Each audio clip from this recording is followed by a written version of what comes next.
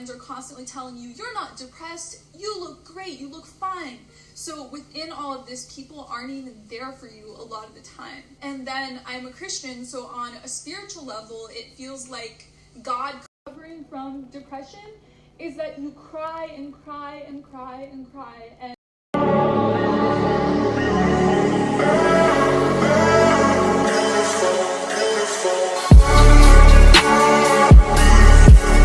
you know, I am glad that we waited to do this video because I have been feeling weird all day. Like, I can't even lie. Like, I don't even know.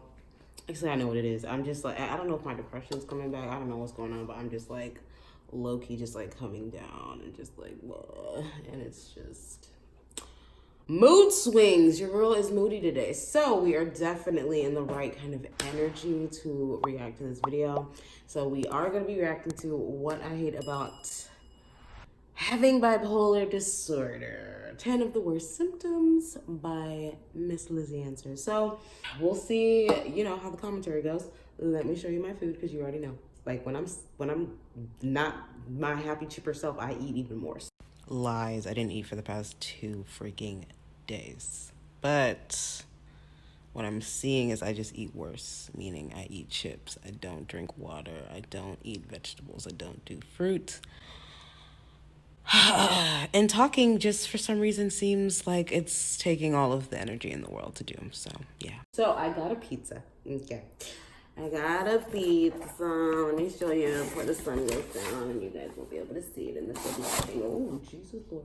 Okay, so that's the pizza. We're going to be devouring that because it's really a small pizza. It's not even a big one.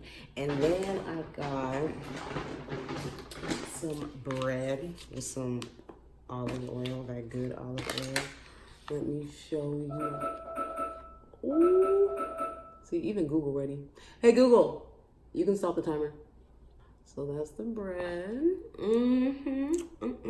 And like, just FYI, I love carbs. There's never gonna be a day that I don't eat carbs. Like, I just don't think it's coming. I don't, but you know, if it comes, it comes. All right, let's see what she has to say. Hey guys, it's Lizzie. Hi. So this video is 10 things I hate about having bipolar disorder. Girl. This is part of a 2-part series, so I'm gonna link below part 1. Oh, I was about to say, girl, you got another part? About having bipolar disorder. Yeah, we watched that. I know that. it's super bipolar to upload 2 videos, and what is what I love and what is what I hate.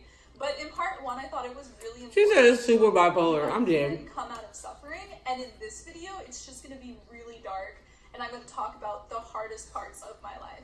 Number 1. So this is not the worst, but it's pretty bad. The initial shock of being diagnosed with bipolar disorder. Oh yeah. Being told that you have a chronic illness that you will have for the rest of your life that has no cure. You have a 1 in 4 chance of dying by suicide, a 1 in 2 chance of attempting suicide, and various other ways that you can. I'm not gonna be alive that long. In manic episodes. I think about it all the time. And then another big part of having bipolar is the constant impulsivity and urge to completely go off of the life-saving medications. Another layer of this is doubting the diagnosis because you don't want it to be true, and so subliminally, I didn't believe that it was the proper diagnosis for about a year. I just couldn't let myself accept that I had something so serious. And the other thing that makes it really hard is that so many people in my life doubted the diagnosis, even though it was by a professional. They said, you don't have bipolar, you're not depressed, you seem fine, everything seems to be going well with you. And it's because of autopilot. When you're in depression, you seem like everything is normal and you come across as happy because of autopilot. So because I had that, and because I've been hypomanic for years, people thought that all these things were just normal and didn't believe the diagnosis. So it's so crippling and awful and painful having to adjust and accept that you have a horrible chronic illness, and then so many people in your life aren't even there for you because they won't believe it. The way I reacted let alone care when they do believe it. For the first year, every night I would spend an hour or 2 just researching and reading up on every aspect of bipolar disorder. Because once I understood it, it was easier to keep living and to accept it. Hence the 50+ videos I've made talking about bipolar disorder, which are linked below in my bipolar and depression playlist. So if you have bipolar and want to understand it more, definitely watch more of my videos. Number 2, addiction to mania. So if I made this video 3 or 4 years ago in my what I love about bipolar, I would just talk about how amazing mania is. I remember that video. It's the best experience ever. It's so creative and artistic, and I'm my full true self. But I'm at a point now where I understand that you get older, it's dangerous and that it's a sickness. So when I was in late high school and college, my number one fear was being injected with heroin against my will and becoming addicted to a drug. This is such a specific, dark fear. Yeah, and girl. Came from watching a video on human trafficking and drug addiction in my psychology class, and so this was just my fear. And then my senior year of college, when I was diagnosed with bipolar disorder, I realized that my worst fear was actually manifested. Obviously, it's not as bad as being addicted to heroin, but because of my genes, I have an addiction ingrained into my personality where I'm addicted to mania against my will and will consistently try and go off my meds. I've gone off meds 5 times in 4 years. It used to be every 6 months I would just completely go off my meds. Oh, yeah. And it's so scary because everyone in your life can be supporting you and motivating you and wanting you to stay on meds. And you'll still just be like, this ain't me. Control. And so who is it's this? Just scary. Then you gotta find the right. I could just go off my meds one day and shoot up into mania and ruin my life. Number 3 is a very specific part of depression called depersonalization. A lot of people have stereotypes of depression where it's just sadness or hopelessness or insecurity, but depression is nothingness. It's being numb and like ice. You don't have any emotions at all. And that's how I felt today. In part 1, I tried to describe the depersonalization. I was actually talking to my boyfriend last night about this, and he had no idea what I was talking about. I think if you haven't experienced it, it's hard to imagine. But it's as if the string connecting your soul and your brain, it's a big, think of it as like an electrical connection, like an iPhone cord or something. And it's hanging on by a tiny little wire, your soul and brain connection. Depersonalization is feeling like a stranger in your own head. It's as if your soul was implanted into someone else's brain. You're a stranger in your own head. Now, something crazy to me happened 3 days ago. I think it was like the day or 2 days after I filmed this video. I guess I was hungry. Like, I was starving, right? But I couldn't eat because I was just so depressed. I didn't care about feeding myself and yada, yada, yada. Anyways, those who know. Besides the point, I woke up and I put the plate in the microwave. And I stood there and I waited for it for 30, 60 seconds, waiting for the food to get hot. And then I kept telling my brain no, there's no food. But it was the other side of my brain was nah, B, we done manifested that food. It's there. It's there. And I was thinking there was food in there. And I put a whole plate in the freaking microwave with no food on it for over 30 seconds. Anyways. And it's like being buried alive mentally. The same horror feeling you would have, except you can't scream because you tell everyone in your life, I'm in depression, this is horrible, it's the worst thing that's ever happened to me. But people in your life don't believe that you're actually in depression. And so it's you're screaming, but no one can hear you. Another aspect of depression is called derealization, and it's as if there's a fog around you or you're underwater, and so you can't fully see or hear people. There's a block around you, a bubble or fog or water, and you're not fully in the world. But the depersonalization is definitely the scariest, most horror aspect of depression. And then within all of that, you completely lose every part of you that makes you you. You have no emotions, no passion, no motivation. You don't care about the things that you used to be so excited about and wake up in the morning and you're so passionate about doing all these things in your life. And then often you don't have the motivation to text friends back or to hang out with them. So people lose friends in depression as well. And your family and friends are constantly telling you, you're not depressed. Look great. You look fine. So within all of this, people aren't even there for you a lot of the time. And then I'm a Christian, so on a spiritual level, it feels like God completely abandoned you and you have no emotions in your relationship with God anymore. You don't know how to pray. In Catholicism, it's described as the dark night of the soul, which was so comforting when I learned that terminology because it's exactly what you're going through. Number 4, I blame my mood in brain Scorpio, damage but... from depression. So I thought that after being on the right antidepressants, mood stabilizers, antipsychotics, I'm always on about 3 different medicines. Yeah, I thought after getting the perfect cocktail of medication and being out of depression that everything would be okay, that I would be back to normal. But not at all. It's as if you had a really serious surgery and afterwards you have to do physical therapy to relearn how to use your hand to eat, how to walk, just every part. Yeah, but it's like your brain. It's really weird. The sensations in those parts it's of your really body. not And so you have to cool. relearn how to do everything physically. Getting out of depression is the exact same except for mentally. So you forgot how to laugh, you forgot how to sing, you forgot how to cook, you forgot how to film, you forgot how to edit. Like every single part of my life of what makes me me, it's almost like in depression, because I was an autopilot, I was able to do all of these things, but the moment I was out of depression, I had to relearn how to do every mental task in my life. It's exhausting. It's so horrible because you it's just not want fun. it to be over. Girl, I've only done and the that a other couple part times. about recovering from depression is that you cry and cry and cry and cry. Crying spells. I just felt so traumatized. And right, like I look crazy crying like this. After I got out of that depression. Right. It's 2020 now, so it's been 4 years since I was in severe depression. And a couple of years ago, I finally healed from it and stopped crying every day. But it takes so long. It takes so long. From depression. And it's weird. You'll just be like walking around. I'm still not fully recovered. Number 5 You're never gonna be. is memory loss. That's how I see it. So in depression, the hippocampus part of your brain specifically shrinks. And that part of the brain is in charge of turning short-term memory into long-term memory. So my experiences in depression, like the whole year and a half, 2 years I was in depression, I can barely remember anything in my life that happened. And this has continued. It's almost as if there's permanent damage to the hippocampus, and I think it's also made worse by sleep deprivation in mania. So basically, anytime I'm in a manic episode or a depression episode, I have memory loss, except for it's every part of my life now. So ever since I had that severe depression episode, I completely forget everything.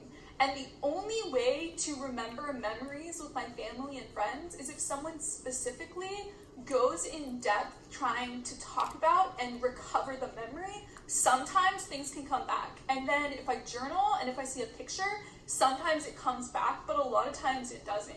And I'm really grateful that I don't have a regular job, because if I had to do assignments and meetings and just basic work things, I would constantly be missing things. They don't know. Forgetting things. So luckily, I can just work for myself everywhere. and do my YouTube channel. But it's a huge mess, and I'm going to talk more about how this affects my relationship with my boyfriend. But it really, really hurts him how I forget our whole relationship. Number 6 is how bipolar destroys and damages romantic relationships. Which is why I said I stay single. Of things that happen. Number 1, when you're manic, you can lash out and get angry at people beyond that you don't mean. Bye. Number 2, this hasn't happened to me, but hypersexuality is when you cheat on your partner. And I've said this before, I'll say it again. If I was dating someone who is bipolar and they cheated on me in a manic episode, I would not break up with them, and I would immediately forgive and understand that it's just a symptom of them being I know sick. I couldn't. But a lot of people don't I'm see not it a cheater. that way. So my boyfriend has said if I ever cheat on him, he's not taking me back. So it's so scary because I feel like obviously I have the obligation to stay on my meds. I don't know, like I get that, but also like the only reason I've continually stayed on my meds. I'm for my so moral with that, because but it hurts our relationship. I do know individuals thing, that, like I said, is the boy, loss. scary. It is actually really, really scary to see. Terrifying, actually. Really, really, really terrifying. I don't remember our relationship. Ooh, It makes you really, I wish I could tell y'all a story. I can't. And then the last thing in how bipolar hurts romantic relationships is in detachment.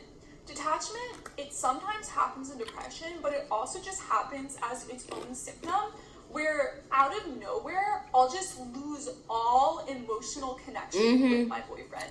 I am not attracted to him at all. I want to break up with him. Why am I with him? I don't feel any emotions towards him. Just out of nowhere, detachment will happen.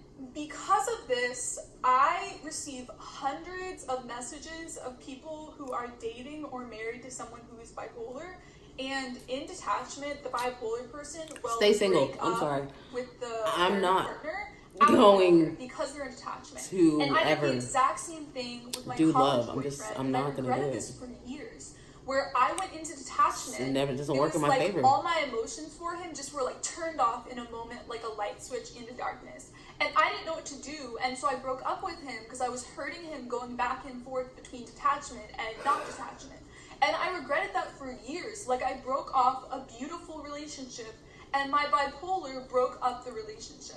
So all of these things make it really difficult to stay in love and to maintain a healthy relationship. Impossible. And I believe this so strongly that my bipolar hurts my boyfriend more than it hurts me, which is saying a lot because I've been through a lot of trauma. But like on a daily basis, he has to put up with this. And then when I You're go blessed, manic, okay? he loses me. Like, he does not You're like my blessed. manic self at all because it's not Period. me. And then when I'm depressed, it really affects him a lot. He's always like, "You're bumming me out," because I'll just be like this in depression. Girl. I'm so low energy. So it's like he loses me whenever I go into different episodes. Number 7, throughout my entire life, this impulsivity of cutting people out of my life. Period. Just immediately. Oh. Often out of nowhere. This is so this much fun. started Snip. when I was Bye. in high school. My It's so freshman year of bad. high school, I had It's two like I'm best addicted friends to it I now. formed in my first semester.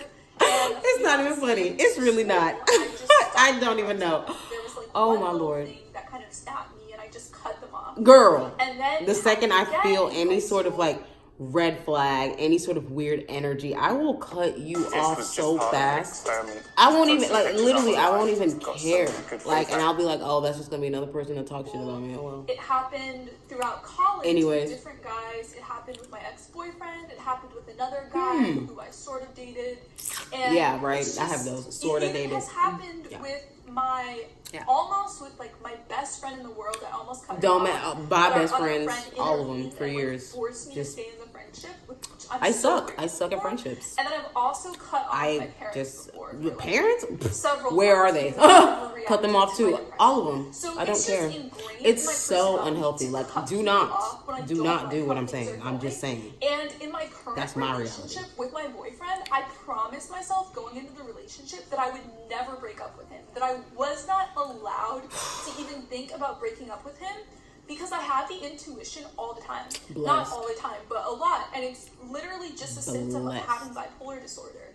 And so it's scary thinking that you can end beautiful things just because of your illness. And I want to preface, because I know Right. people in my life watch my videos, and you guys know Blessed. I talk a lot about Trevor in my videos.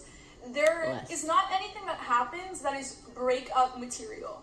It's just like I'll go into detachment, I'll go into depression, I'll overanalyze something that happened. Yeah, it doesn't have to be that anything. is why I want to break up with him. Like, it's completely random. Yeah. It's not like we have stuff going on in the relationship. That is why I should break up with him. So that's why I told myself to never break up with him, because it's a healthy relationship. He's an amazing guy. He treats me so well. Bless. So there's no reason to want to break up the relationship. So I just wanted to make sure you guys know. It's not like we fight all the time and I'm always wanting to break up with him, but I can't. Like, that's not what's going on at all. Number 8 is sleeping my life away. Period. So when That's I'm what I'm in a doing right depression after episode, I edit I'm and not film this. exaggerating. Film, I will edit, sleep anywhere bed. from 10 to 15 hours a day. Yeah. Often around Easy. 12 to 15 hours a day. It will be impossible for me to wake up.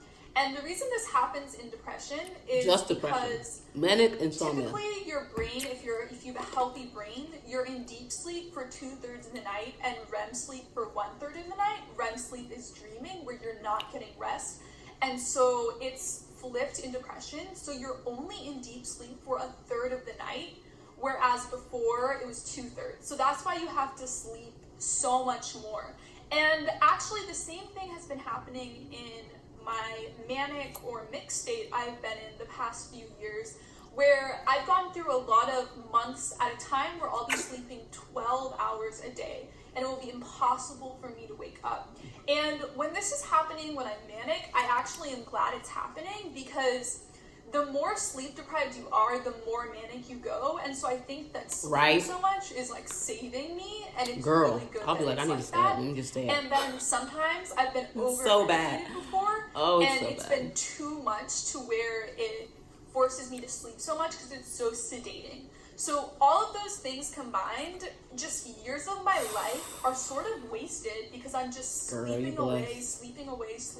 You have no idea. And I think it affects my boyfriend more than it affects me, because he just knows that I sleep so much. Like, before my good morning and good night text, he knows how long I'm sleeping. And so it makes him really, really sad, because he knows how powerful my ministry is and how many people I'm helping through my videos and helping convert into Catholicism and helping comfort with bipolar, like all of that. And so it makes him sad that I'm sleeping away my life. And I think it should make me more sad, but I'm just kind of happy that I'm not crying all the time and not in depression or in an extreme manic episode. So for me, I'm like so content with my life right now, but objectively, it is bad that I'm sleeping my life away. Number 9, financially spending all of my money and not being able to save. So this has been a consistent problem. I don't want to talk about it. It's really difficult for me to save I don't want to talk about it and not spend. Luckily, recently, the past couple of years, I've been on a stronger antipsychotic, and this has gone away a lot. I've been so much better financially and been able to save my money. Don't worry, I'm not ditching all of your Patreon money. I've been really good the past couple of years, and I actually recently got a credit card so I can start building up credit, which I'm so excited about, because my mom had to co-sign on my apartment because I don't own a credit card. Oh, wow. And I was so scared that I would just go into so much my mom debt wouldn't even do with that. a That's credit why I card. have like But I'm finally at a point where I've been very financially responsible, and I'm so comfortable being able to build up credit for myself. So this has changed a lot. It kind of sucks. But Yeah, I have to write. it was just impossible down every single day what I buy. Spend all my money, and luckily I gotta stop myself. Basically, is what I'm saying. So I wasn't completely ruining my life. It's such a real thing, though, that bipolar people will spike into a manic episode and just buy a plane ticket to Europe and meet their spouse and start dating someone else and spend $10,000 on all of these new things. Ridiculous things. It's just so common to spend all of your money. So I think the financially irresponsible thing really harms a lot of people. Number 10. So this is definitely a minor one, but it does affect me in a lot of situations. Not being able to drink alcohol. So this is my own choice. I'm really glad that she's bringing this up. But for me, because I keep trying to tell y'all in the comment section of that Jeffree Star video that I am a lightweight. I do not drink alcohol. So when I do, you're going to see what you see on that Jeffree Star video. I also had a problem when I was first You saw that, right? Before I was diagnosed. Do you see the difference? Where I would take shots of vodka. Are you understanding now? Like, less manic and force myself to I really don't drink liquor. So I was don't drink alcohol. If I do, you're in for a treat. That's another reason that I gave it up, because in for a treat. I always quit drinking. Always. On top of my addiction to mania. I'll just have liquor for no reason. Just if somebody comes over, or if there's like a reason, turn up or something. A TMZ Other than article or that, anything. And it was saying that I some am scientists not think that needing bipolar to drink disorder and alcohol, alcoholism are the same thing, because it's so common for people with bipolar to be alcoholics. So the whole alcohol thing. No, I just don't need it like that. And there are just so many social situations though where everyone's drinking, because I feel like it's just part of our culture, you know. And I tell you, I socially drink, and I always just stand out in those situations, which I don't like. And people are like, "Why aren't you drinking?" Oh yeah, I bet people think it's weird. It's because I'm bipolar, and they always say, "Oh, so it doesn't mix with your meds?" And I'm like, "No, it's because alcohol is a depressant, so it puts you in depression." Yep. And people understand, but it's just a little awkward sometimes. So those are the top 10 worst parts about being bipolar. I hope that this video wasn't too dark.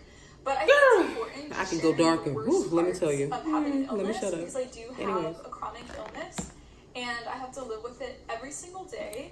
I definitely try to make the most of it, and I've learned so much wisdom, gained so much creativity. Bipolar has given me so much and just cemented and strengthened so many relationships in my life. So it's not all bad. And I will link below and in the end screen my video of the 10 things that I love about being bipolar. I love you guys so much, and I will see you in my next video. Bye! Bye! How did y'all like that? I hope y'all like that, especially those that have bipolar disorder. Okay, especially you guys, because I know other people are just probably like, what is going on? Why are we reacting to this? It's important, okay? That's why we're reacting to it. So, as you can tell, if you can't already tell, the sun is going down. I need to end this video. Tell me what you thought. I just don't understand the mood I'm in today, guys. I'm in a very, I feel like I want to, lay in bed. I want to watch TV. I want to eat chips and Oreos and drink water and Gatorade and juice and soda and I'm just in that mood. So that is why I'm pushing out videos, because I don't know what's going to happen. Tomorrow I might just, be in a, I just want to cry and not do nothing mood. I don't know. We'll see. Anyways, I'll see you on the next one. And yeah, bye. It's just something about bread, man. Just something about it. Yo, Percocet, Miley Percocet.